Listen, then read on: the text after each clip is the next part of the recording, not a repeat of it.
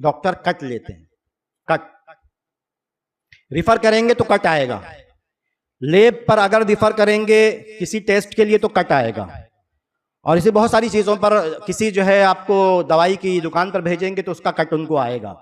ये कट क्या है, क्या ये जायज सूरत बनती है इसमें? तो उलमाए कराम के जितने भी फतावे मैंने पढ़े उसके एतबार से इसमें जवाज की सूरत नहीं है, इसमें जवाज की कोई सूरत नहीं। रिफर करने पर पैसा मिलना ये जवाज की सूरत नहीं बनती। या आपने किसी लेब को रिफर किया, लेब को भेजा, लेब पर मैं वो नहीं कह रहा हूं कि आप ये कहें कि धोखा ना भी दे तो भी जायज नहीं।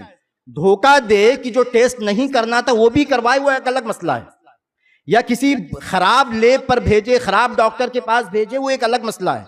लेकिन एक सही डॉक्टर के पास भेजना, एक सही लेब के पास भेजना और उस पर कट लेना, इसकी भी जो है अक्सर उलमाए कराम इसके जवाज के कायल नहीं है। एक बुनियादी वजह यह भी उसकी बनती है कि डॉक्टर जो फीस लेता है ना, बहुत सिंपल है, डॉक्टर जो अपनी फीस ले रहा है उसमें वो बात शामिल है। मैं आपसे फीस में डॉक्टर हूं, किस बात की फीस ले रहा हूं? अगर मैं आपको बता रहा हूं कि आपको इस टेस्ट की जरूरत है तो ये तो मेरी ड्यूटी में मेरे जो है मैंने जो पैसा ली उसमें शामिल है।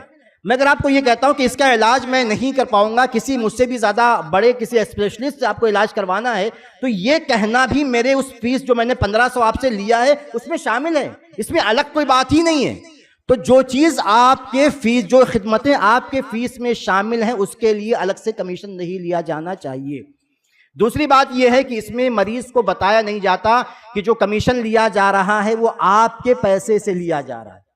और उसमें तीसरी बात यह है कि जो कमीशन लिया जाता है वो उसकी वजह से बहुत ज्यादा जरर जो है वो मरीज को मिलता है, मरीज को पहुंचता है, बहुत ज्यादा फाहिश जरर है इसमें।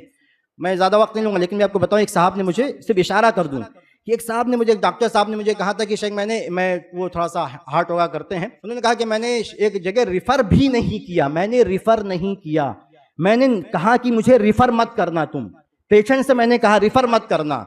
रिफर ना करने के बावजूद किसी तरह उस सामने वाले हॉस्पिटल ने उसका जो है वो एंजियोग्राफी कराया और उसका 30,000 रुपया बगैर रिफर किए हुए मेरे पास पहुंचा दिया।